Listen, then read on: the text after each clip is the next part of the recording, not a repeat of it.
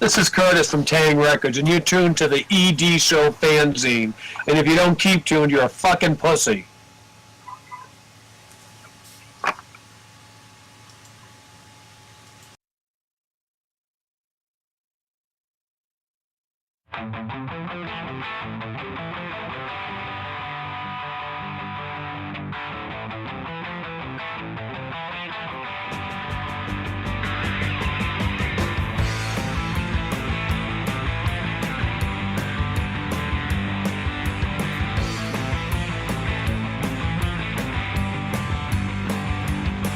It's a war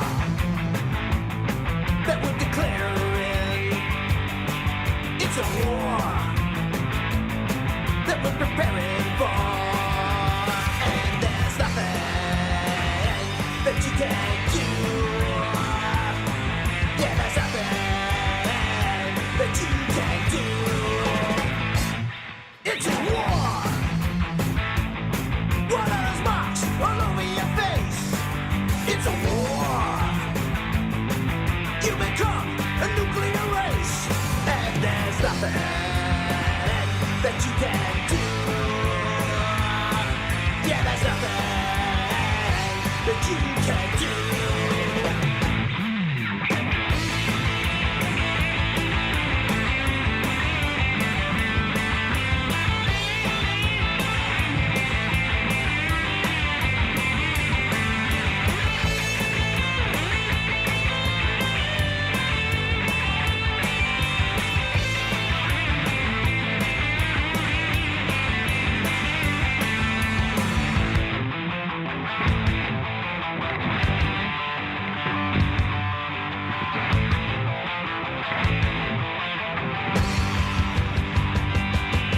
It's a war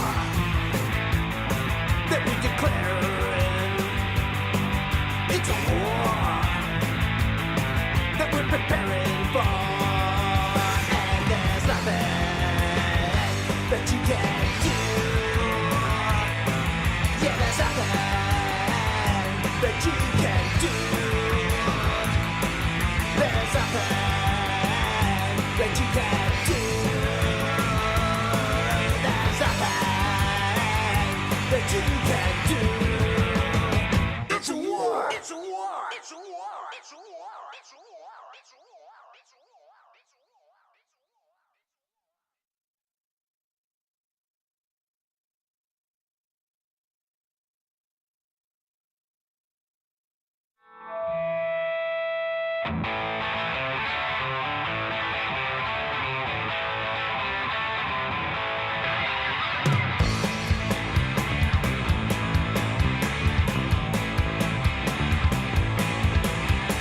Bring the walk, bring the talk, bring the go, bring the blow. Pornography, pornography, pornography, pornography. Let your favorite bookstore, the setup will catch your eye. What you gonna tell you why? When she asks you why you buy pornography, pornography, pornography, pornography.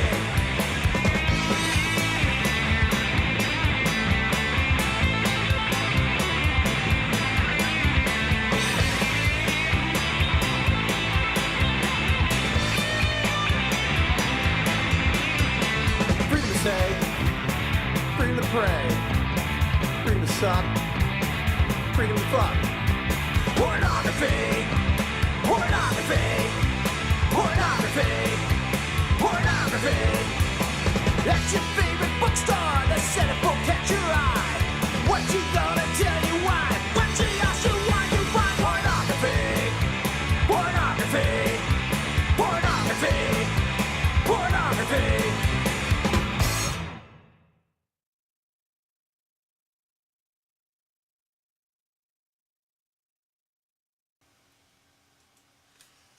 Welcome to the ED Show number 102. I am joined by Pittsburgh, Pennsylvania's Scanner Joe Sirborg. Is that Cyborg? Sirborg, yeah. Sirborg. Sirborg, yeah. How are you tonight? Oh, doing great, doing great. That's awesome, man. Thanks for being on the show. I want to make sure I thank you now in case, at the end I forget, I'm only Oh, my human. pleasure. Great. Uh, you know, uh, you guys been around for a while. When did you start? Like 1979? Right, yeah.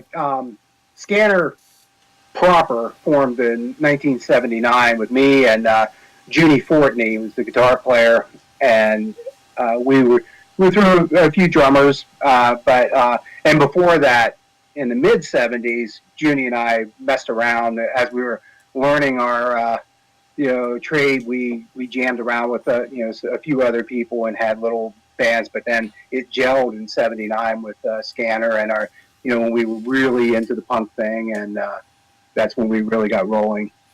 Cool, man. Well, being pretty much, were you one of the first bands out of PA?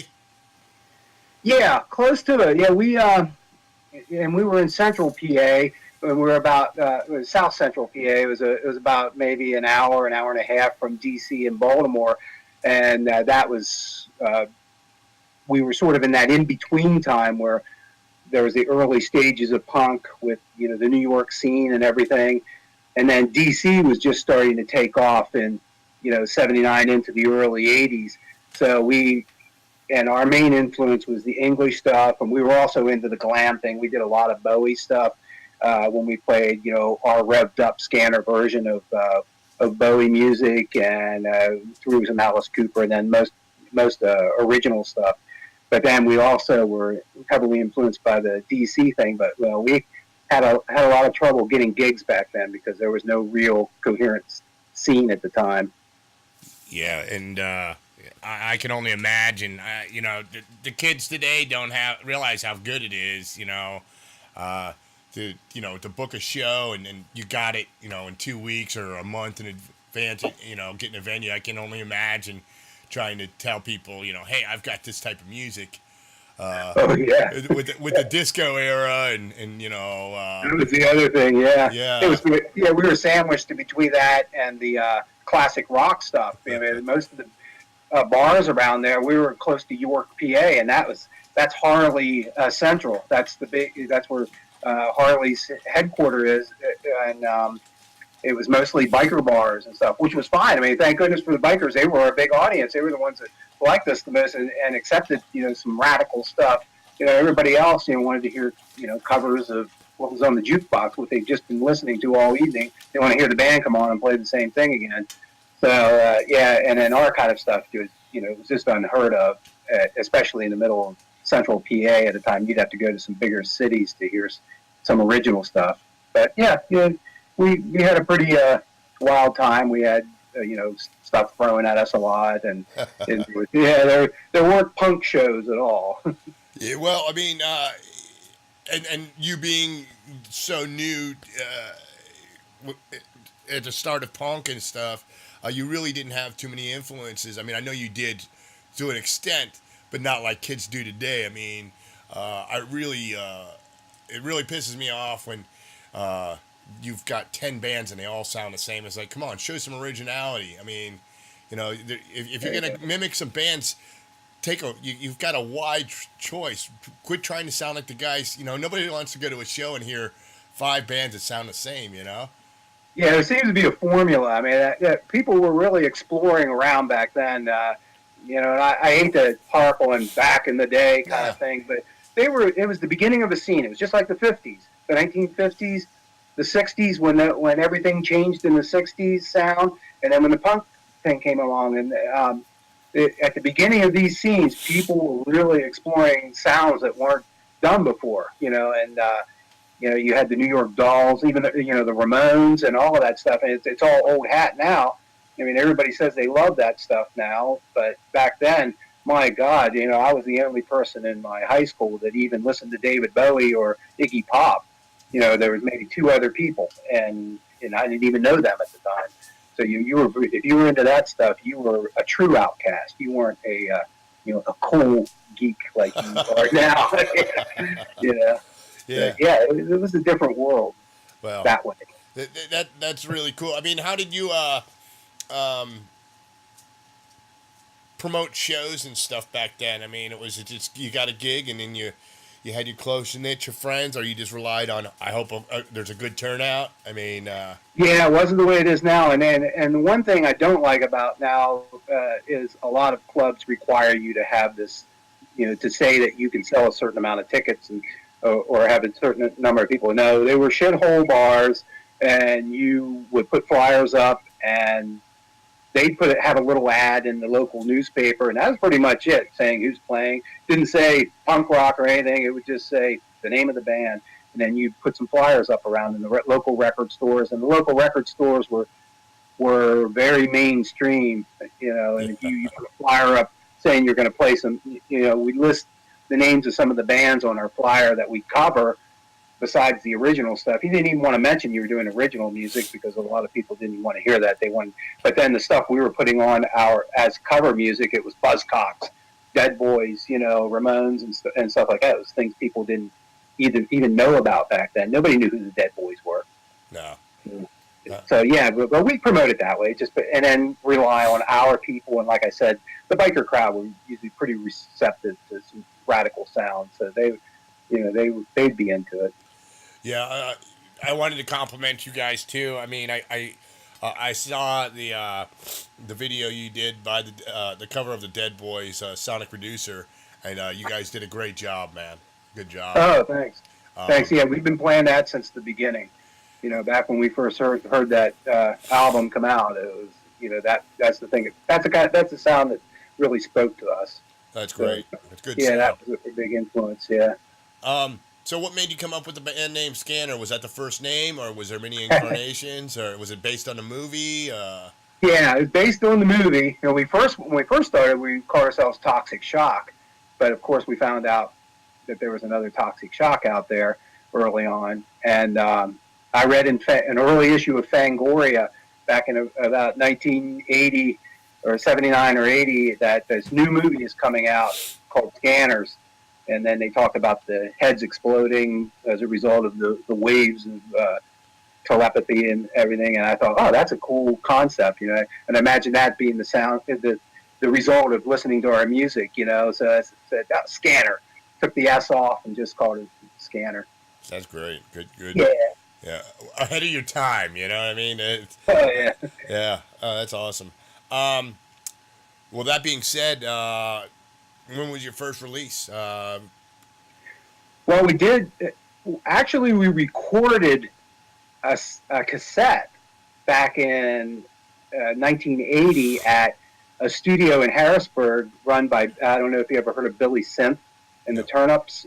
He's well known in the Northeast as an early punk/synth band, that's Billy Synth. But we did a recording there, and that's forever lost, that cassette.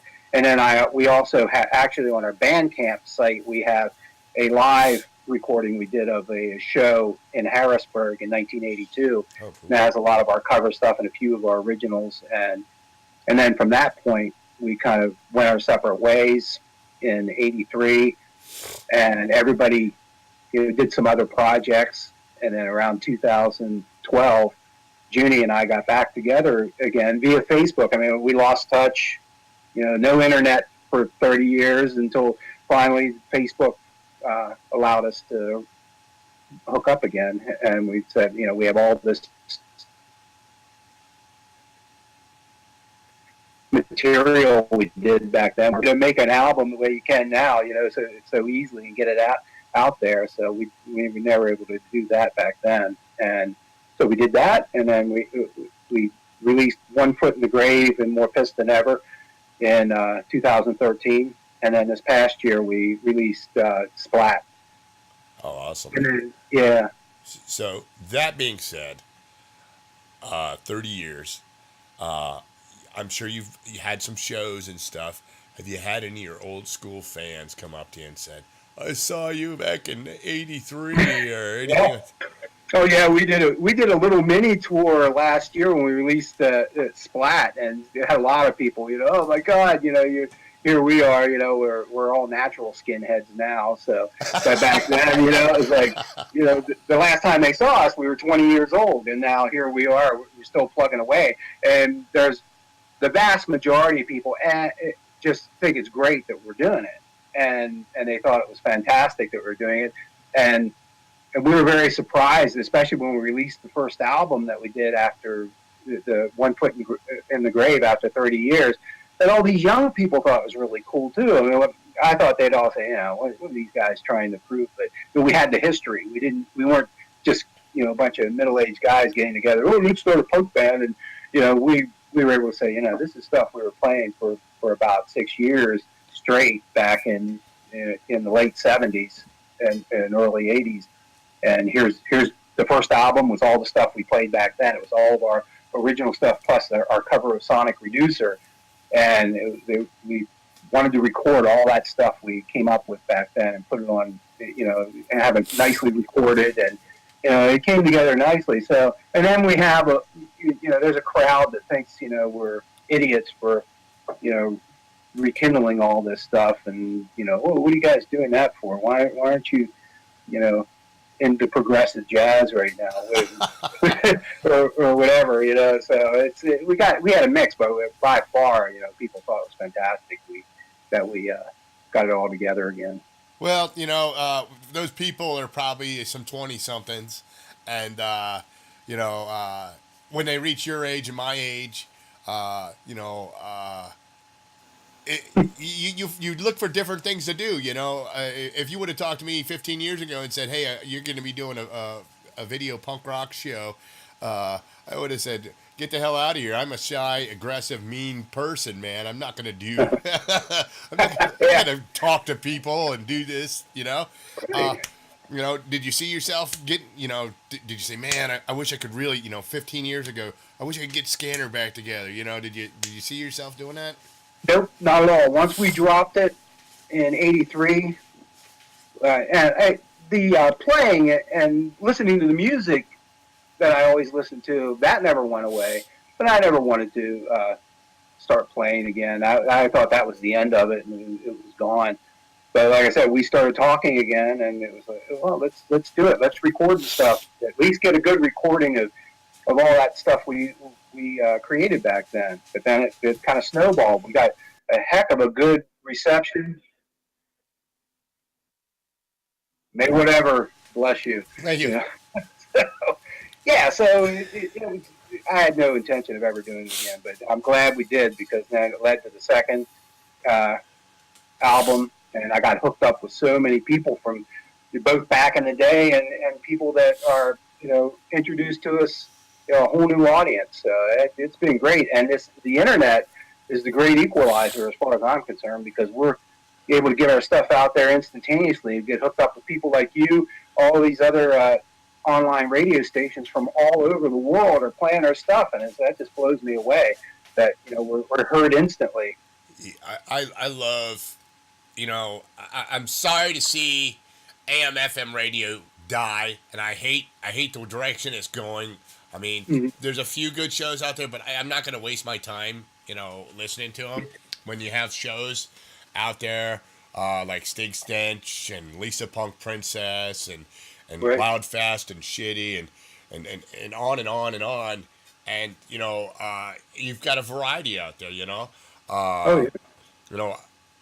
I like my show personally because I can play your videos, and let's just say you go to a town or something and go, "Hey, I recognize that guy. That's the guy from Scanner." You know what I mean?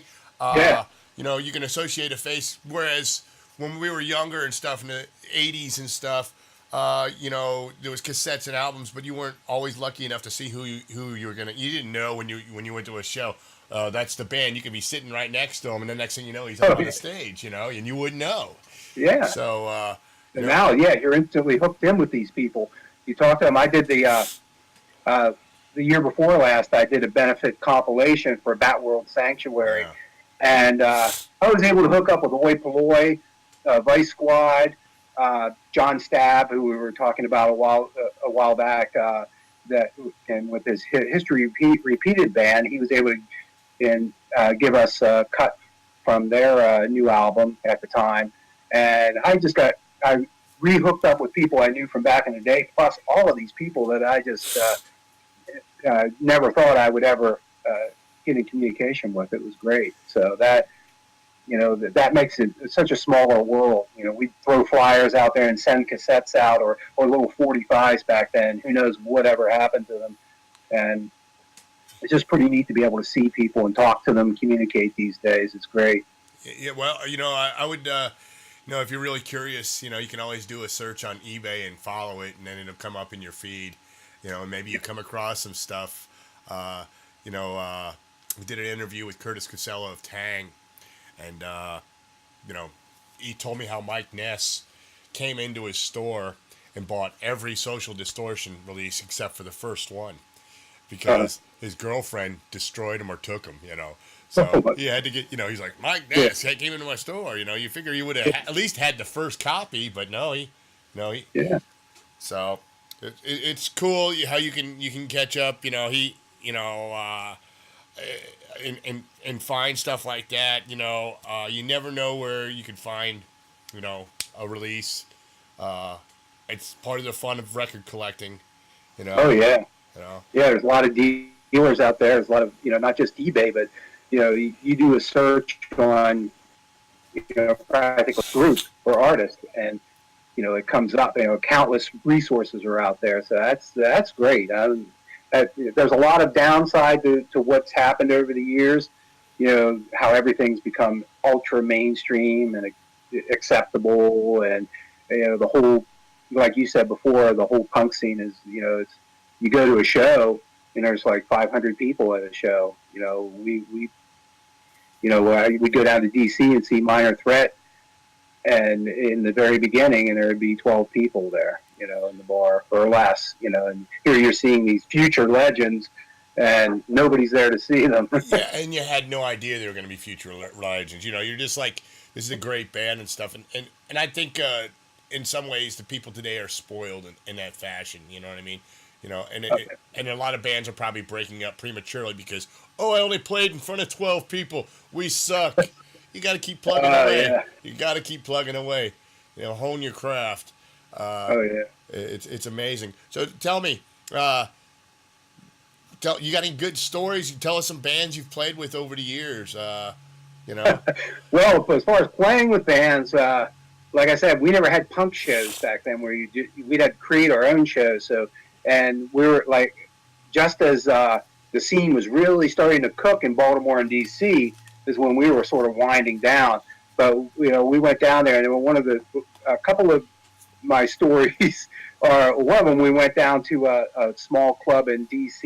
It must have been 1980, 79 or 80, and the Misfits were playing, and I didn't know who the Misfits were or what they were. And when they first came out, we all thought they were a Kiss tribute band because they were really, and they sounded like shit, and they were, but they were great. I mean, we just loved what they were doing, and it was the first band I ever heard that had a song about monster magazines, and that was my thing. And it was like, whoa, this band is great. I'm gonna have to go out and find out, if they have any stuff recorded. But they came in the bar. It was about 12 people at the bar who had no interest in them at all. And as a matter of fact, somebody threw a bottle and hit Doyle in the head. And my big thing was that I confronted the guys at the time and at the bar, and I yelled some profanity at them or something, and threatened them and everything. And then Doyle and gang sort of hung out with us for the rest of the evening when they were playing and everything. But I didn't know who they were. I didn't know who they were going to be. And there's another.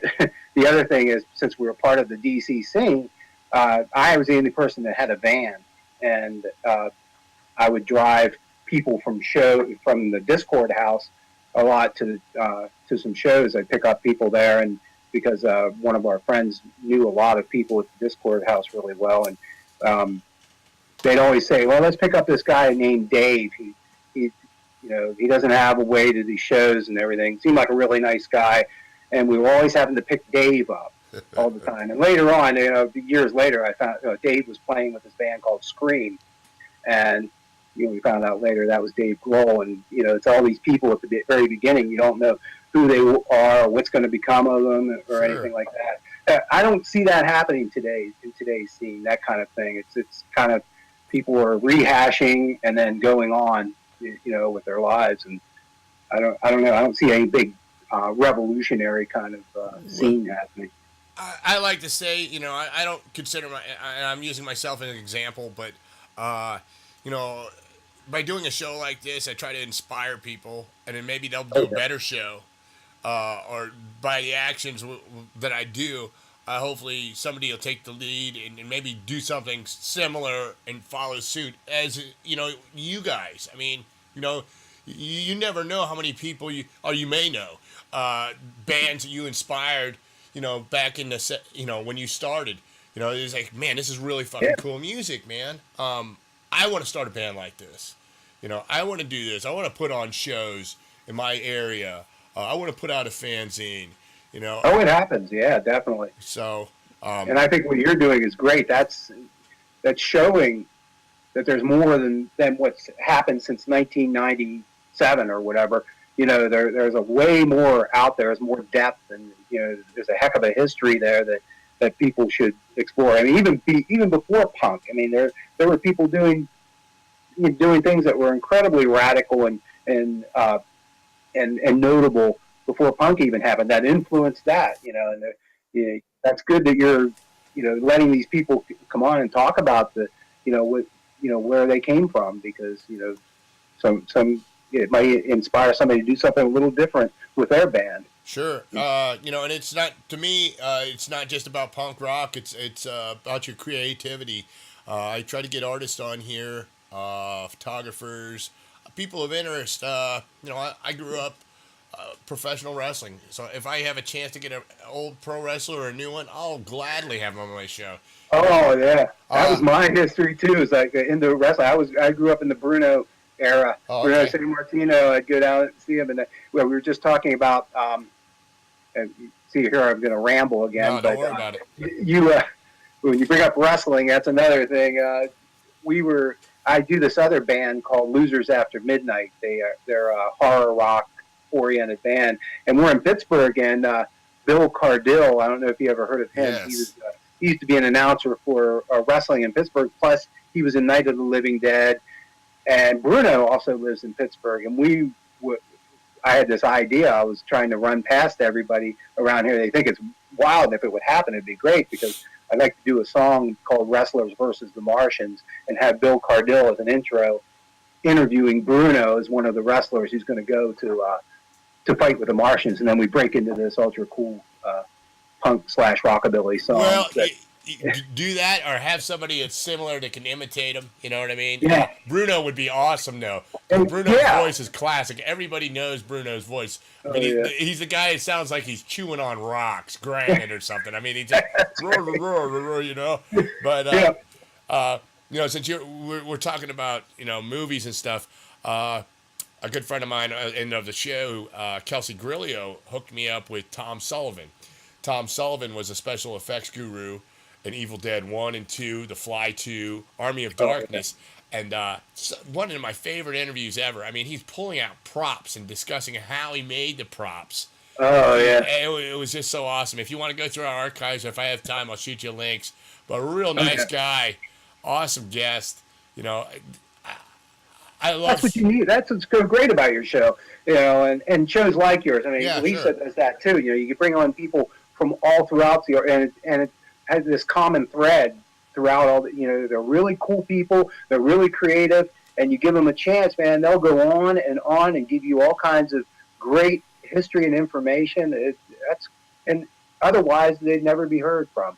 Sure. It used to be you just rely on magazines for that, but that's kind of a thing of the past too. Well, yeah, well, I mean, you got to change with the times. Look at Ginger Coyote with Punk Globe. I mean, her rag started in '77, and she's still going strong. She went into digital. Legs McNeil? They're maximum rock and roll. They're still going. It's just whether you want to read it. It's based. A lot of it is, I don't like this guy. I didn't like the way they presented this. So be it. If it wasn't so early and if you drank, I'd be drinking with you right now. So this show it's sometimes it's a much ado about nothing, You know, so just to show that our guests are only human, and they're not to be personified as what they are on stage. You know, so Right. it's everybody's human, and it's great. You know, having guests like you on, Joe. And you know, you can say, oh, I remember that band, whatever happened to them, and you know, I've got to look them up, you know. Yeah. I get that all the time, and you know, it's stuff like that. It keeps me going, you know. And also looking at new ways of reinventing the show. Like I've got a great idea with Tony last night. I hope it works out. But the pretentious record store buyer asshole that comes in and knows everything. And, Oh, yeah. and his stories, and I hope you can check it out. You know, it'll be archived and stuff. But there's some really good stories, and we said, hey, maybe one day a week we just sit there and let the camera roll and look at some of these people and watch their faces. You know, one of his things was you remember laser discs? Remember those big? Oh, yeah. And Yeah. they were supposed to be the wave of the future and the best way to watch. And he's like, I can sell them for 50 cents a piece. You know, they're you know, a disc player's maybe 50, 60 bucks. And this couple came in with 100 of them and a nice Pioneer laser disc player. And he you know, he was just gonna hang them up on the wall as memorabilia and stuff. And it was a husband and wife, and he's like, oh, those have so many memories. You should give me $1,000 for this laser disc, and you should give me this and that, and I'm gonna no. And he goes, well, the best I can give you is this much. You know, he even bumped it up, and he goes, I'm gonna take these home, and I'm gonna watch all these discs again, and then maybe I'll bring them back. You know, it's just like, you know, Yeah, there's a lot of people like that. So I mean, well, you know, you have a lot of sentimental, you know, people, and then you also have, like you said, the pretentious types who like to portray it that they, for one thing, that they know every single band that's ever existed, and try to be the big experts on everything. yeah, So, I can't claim to fame that, man. I mean, I you know, with this show and stuff, I can say, yeah, I listened to the band, this and that, but for the most part, you know, no, back then I wasn't concerned about really knowing the members of the band. If I was at a show, I'd reach out to them and talk to them. But yeah. it was just great music, and it was just something to drive you, and it was the theme music for life as you live it, you know. And it's you know, when I have these people out here, you know, I don't know a lot of this stuff, you know, and they would be telling me stuff, and I was like, I'm all ears, you know. I was like, okay, you know, so I don't pretend to be this great record reviewer or connoisseur. If I hear something I like, and I say, hey, check this out, I really enjoy this, and if you like it, you like it. Yeah. But But you know, I've known very few real total pricks though in the circle of bands that we went to see and hung out with and everything. Everybody was very down to earth and genuine, you know. And this, of course, when we were going, it was all at the beginning stages of their careers. I don't know how most of them turned out, but you know, there's been a lot written about John Stabb lately. I have to bring him up again because I do want to give a shout out to John and tell him that I appreciate everything that he's ever done, that you've ever done, John. Your work was fantastic. I had all the vinyl. We came down to DC to see you guys play so many times. The Chancery, the Psychedelic. I don't know if you ever played the Bayou. We were at the Bayou all the time, 930 Club, and I've seen you play countless times. And your records were a huge part. They were right on top of my collection, you know that. And I appreciate when you instantly said when I wanted a track for my comp, you know, right away. Yes, definitely, we want to be on this. So yeah, you're a great guy, and we really appreciate having you part of the scene. You definitely are one of the good ones. yeah, I've always said from day one when I had him on the show, if there was going to be a punk rock hardcore Hall of Fame, he was one of the first people I wanted to put in. He does not get the recognition he needs. I mean, I think he should have been more in the Salad Days, the movie. Oh yeah. But you know, there was a lot of people in there and stuff. But you know, I wish John and Mina a fast, speedy recovery, and and all I can tell people out there, like you and I were speaking about earlier, okay, let's try to not remind him of what he's fighting. Let's just try to make him feel comfortable and feel good, and he's got plenty of time to know what's going on. He doesn't need to be reminded, you know. He needs to be reminded that there are countless people out there that have been influenced by what he's done over the years. I mean, the guy walked out there when everybody else was in boots and braces, and he's there with his brightly striped jackets on, and orange pants, and you name it, and little white rat stabbers.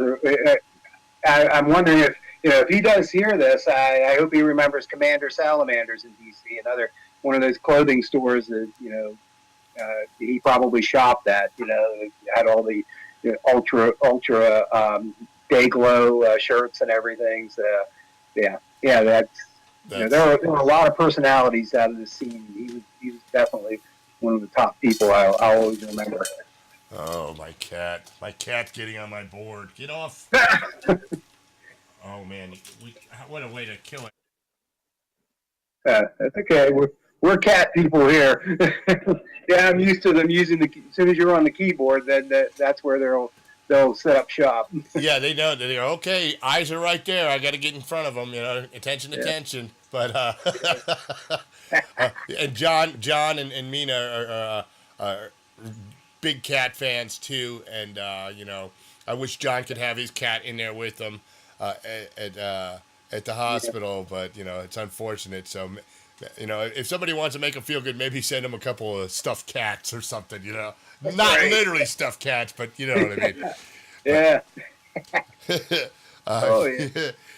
So, like I said, that was my scene. We were around Harrisburg in York, PA, which was really close to D.C. and Baltimore, and and New Jersey too. We went over to Jersey a lot, and very seldom got up to New York during the heyday of that scene. I kind of missed out on that, but I'm really glad I got to experience the D.C. Baltimore scene. Those guys were doing a hell of a lot of great new innovative stuff back in from about 78 through 85, something like that. Those were incredible years. Yeah, I would kill the experience, like a year in your life of the shows that happened. You know what I mean? Well, it was wild because also since we were right on the East Coast, like the Northeast, all the bands coming over from England, that's the first place they stopped. So you got to see everybody coming through down there, on their first tour of the U.S. Got to see, X-Ray Specs and Undertones and stuff like that, coming through, and they were playing to maybe 20 people at the most coming over here in these little clubs. So it was pretty wild. And again, it goes to show, man, 20 people, man, and they went on and on and on, Right. So you people out there in bands and stuff, don't get discouraged. Don't get discouraged because somebody may be jealous or they don't recognize originality. Keep on doing what you're doing. It's as long as you're happy doing what you're doing, that's all that matters. Everything else will come naturally. That's right. Wear your misfit and outcast badge fly it like a flag, because that means you have substance. If the mainstream is turning its back on you, that's a good thing. Yeah. It's like that song by H2O, Fashion Beef. It's passion before fashion. You know what I mean? It's not the clothes that you wear; it's what's in here, man. And people just got to keep on doing what they're doing. I hate to get political and stuff, but it's part of the problem with America. We need more sense of originality. Everybody relies on these corporations and stuff. I know it's the state of the world and stuff, but I think part of getting America back to what it used to be is more ma and pa stores and support the little guys and that's you look at where we're living in now. It's all huge big box stores, and everything's pretty junky actually. Everything pretty cheap and junky, and it's kind of a crappy world right now. The best thing for people to do is just hunker down and kind of turn away from that stuff. That's of course my opinion. It's yours too, but Yeah, well, it's kind of what's better, buying a toilet seat every year or having a toilet seat you got, replace exactly. maybe once in your lifetime? It's That's just, right. Back in my day, our refrigerators sounded like tanks, but they lasted about as long too. sure, sure. Yeah, Yeah, it's a wild world, right now, And that's another thing, I don't like to be too hard on a young generation. They have a lot of crap that they're facing, and they're exposed to a heck of a lot more. I mean, when I grew up, it was we were just starting to see what war was really like with the Vietnam War. You got to see it yeah. for the first time. People didn't know how ugly it was, and how ridiculous some of these things are. But now these kids they have everything thrown at them. They're able to see most horrific stuff. It's I look at it like this. It's like it's everything's in concentrate, and you pick and select what you want to see. And you're lazy, and you're lazy by that too. In our generation, we had the boob tube, and it was 4 or 5 channels, and then cable came around, and it's for more or less, you would say, okay, I can sit here and watch these stupid soaps in the afternoon, or I can go put on some vinyl and get, a well sense of being and be original and think and use and read a book, There's so many, Yeah. But Yeah. the computer is a modern day boob tube. It's souped up on steroids. Oh yeah. But it's good and bad. I mean, if it wasn't for that, you and I wouldn't be here right now. So Right. Yeah. That's why you say you have to be careful. I think everybody's smart enough. They should be able to go through all of it. It's like a sea of crapola, and you just have to wade through it and pick those little islands of good stuff. So I think people first they're probably in a state of shock. A young kid when they first are exposed to this, but I think everybody's going to be okay. yeah, it's just how you use it. It's I wanted to say one thing, but I don't know if I want to go that. But it's like the first time you get a piece of ass. Yeah. You really want some more of that ass, and then after a while you say, I want some really good ass, or I'm gonna go get a whole bunch of them. I'm gonna go get fucked up tonight. I'm gonna get really fucked up on some cheap vodka, or I'm gonna get a nice buzz on some good stuff. Yeah, and you start to filter it out. If you're a survivor, and if how to moderate your existence, you're able to get all the bad stuff out and end up with a good partner, good booze, Sure, good smoke, whatever. Yeah. Good food and everything. So it's like everything else. It all runs in parallel. Same way with music. Is there so much out there? That's the one thing that's kind of mind-boggling to me, is how many people have bands out there. I mean, when I went to high school, there was about three people in the school had a rock band going, and they seemed so special. It was like, oh, these people are something above the rest of us. And now it's like almost every kid I know is in a band. Well, it's not like you can set yourself up to be an individual now, like you were saying, but I don't know. If being in a band is what drives you and makes you happy, that's great. But be original. Oh yeah, there was a lot of good stuff out there. I would never paint it like it's all just a bunch of crapola out there, because there's a lot of new bands out there that are producing some really really neat stuff. It's just that like everything else, just like what we were saying, you have to wade through a lot of nothingness. So yeah, you got to search. I do it as much of my free time as I can. I jump on Reverb Nation, mostly Bandcamp. oh yeah. I found you guys. I think I don't mean found you, but first time I listened to you was on that Bat compilation, and Oh yeah. yeah, and it's that's how I find. I'll reach out to bands that way. I Yeah. say, hey, this band's a great band. I'd love to have them on the show. Maybe if somebody else, if I turn one person onto it, that's great. The way the record companies and the way they put people out there and stuff, it's never going to be like that for people today. You have to pretty much like you're doing with me. Get yourself out there. Hopefully, you strike a chord with somebody and they say, okay, I like this. I got that song stuck in my head. That's how it always starts for me. Is somebody's song gets stuck in my head. I could hate it at first, but if it's stuck in my head, there's got to be a reason why it's stuck in my head. So subconsciously, I like this song. So I'll give it a chance, and then I'll do it again. I was like, okay, I was wrong, and I was jumping on, So. Oh yeah, there's so many things that, like over my lifetime I could think of where when I first heard it, it was like I kind of and I dismissed it. And now it's like there's so many albums I keep going back to now and listening to because they were the ones that really stuck.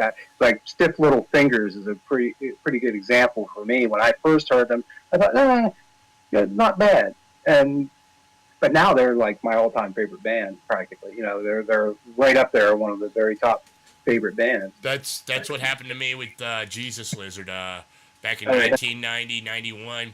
I was big into G.G. Allen, and my friend's like, Eric, man, you got to check out Jesus Lizard. They're much better than G.G. Allen. Because of the fact that he compared them to G.G. Allen, I just shut it down. I said, no way, I'm not going to listen to it. No way. So it took until this show. I started doing a show, and I played some Jesus Lizard. I was like, my stupid, stubborn ass ignored this band. I'm a fool. So it was my main priority to connect with David Yao. I got him on the show, and I told him that story, and I said, look, man, I'm sorry. I'm sorry, man. I boycotted you for 20 years, and I now listen to you. I listen to scratch ass and stuff, but because my friend forced them on me and presented them like they were a better version of G.G. Allen, I was like, no way, But a lot of that's the thing. A lot of times you can't. It's tough to recommend music to people because people need to discover it themselves. They need to go through that similar process. Might dismiss somebody for years and then finally think, I'll either discover them or give them a shot, and then they're great. But then you won't go by what somebody else tells you. You have to do it. You have to find out yourself. Yeah, and maybe not if you're going to suggest it to them. Maybe not categorize them. Maybe not because one person say, "I think this band sounds like this," and the other person, where the hell did you get that? So it's unfortunate, but careful how you tread, I guess.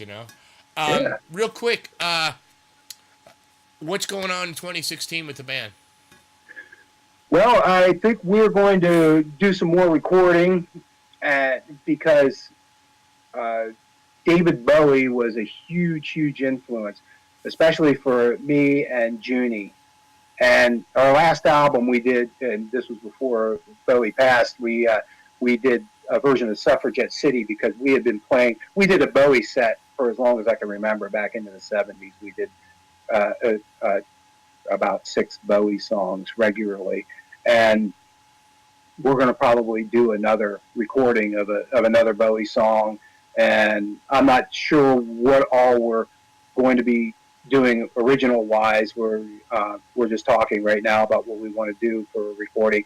And then the Losers After Midnight, we are also going to be doing a recording. We have sort of a pact every year right before, a month before Halloween, we get together and we're going to do some kind of horror-oriented recording. So, yeah, this year will be, something with Scanner and something with Losers. Cool. Well, keep me informed on all that, please. Sure. Anything else we didn't talk about? Tell people how they can get a hold of you guys, pick up your music. Yeah. We have a website called scanner1979.com. We threw that in there, the 1979 one, for obvious reasons, but there's a metal band from Europe called Scanner, and then there's also an electronica person called Scanner out of Europe. So we occasionally get our iTunes account has us mixed in with those guys all the time. So Yeah, but you can, if you, and our Facebook is also Facebook/Scanner1979. So you go to those two places and you get hooked up with all the links you need to buy our stuff. And we have a lot of free stuff on Bandcamp too. We have our album, that's the live album from 1982.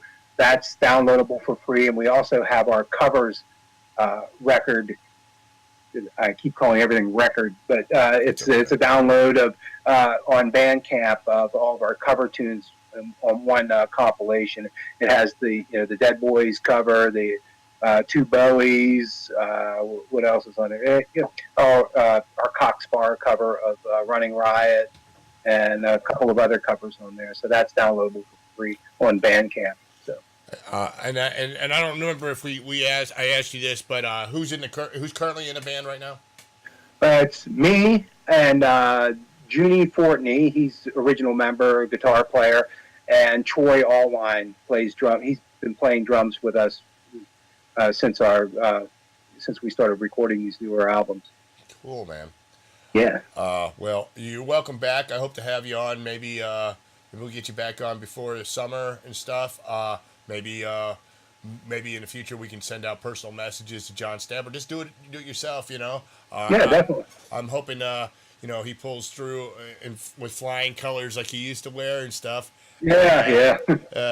And hopefully, maybe I hope his girly drinks aren't gone forever. I hope he can come back on.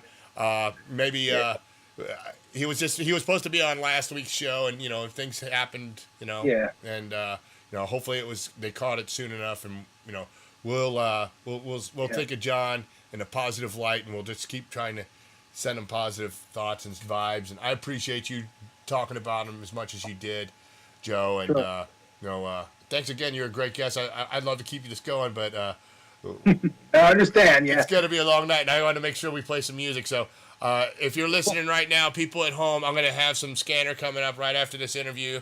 So check them out. They're on Facebook, Bandcamp. Joe, it was wonderful having you on tonight. Yeah, thanks for having me. I appreciate it. You're welcome. We'll talk soon, definitely. Sounds good, Joe. Don't go ahead. Be right back. Okay.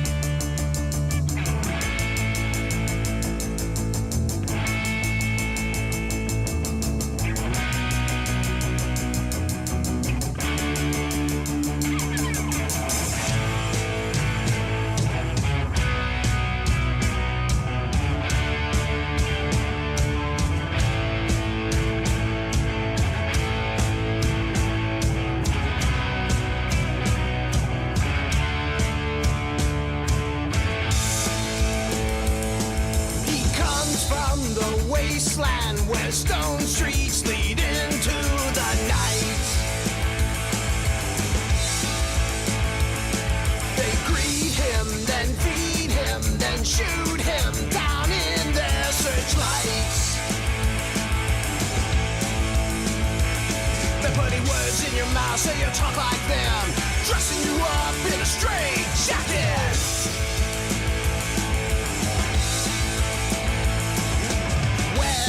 Your straight jacket, taking your feedback in scars. She lies beside him, then tells him that life's not too hard. They're putting words in your mouth so you talk like them, dressing you up in a straight jacket. They're putting words in your mouth so you talk like them, dressing you up in a straight jacket.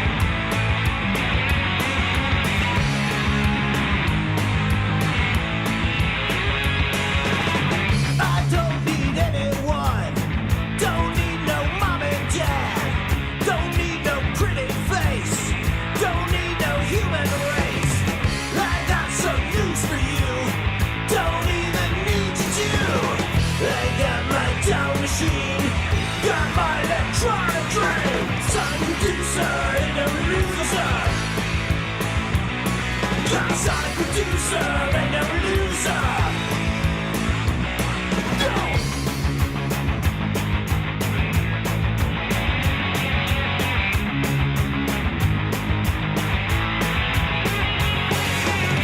People out on the street, they don't know who I am.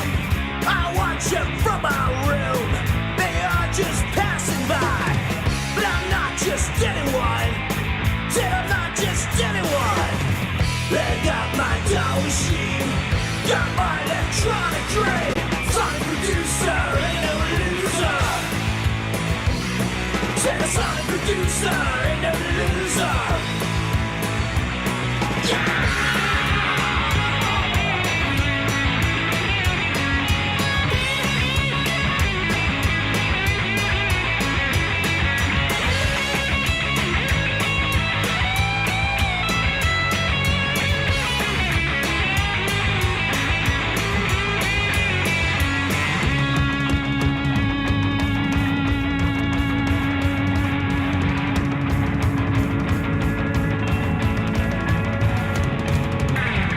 I'll be a pharaoh soon. Move from some golden tomb. Things will be different then. The sun will rise for me. Yeah, I'll be 10 feet tall, and you'll be nothing at all. I got my doll machine, got my electronic train. Sonic producer, ain't no loser. Said a sonic producer, ain't no loser. Got a sonic producer, sonic producer. Got a sonic producer, sonic producer, sonic producer. Yeah!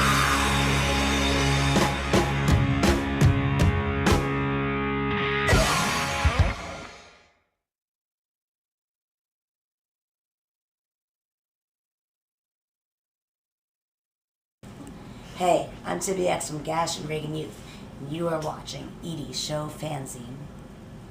There you go.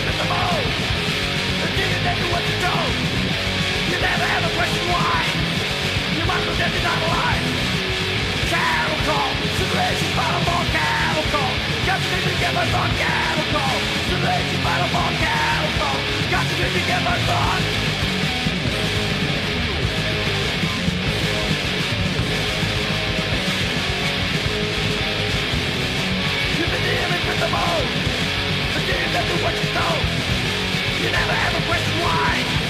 You must have never got alive.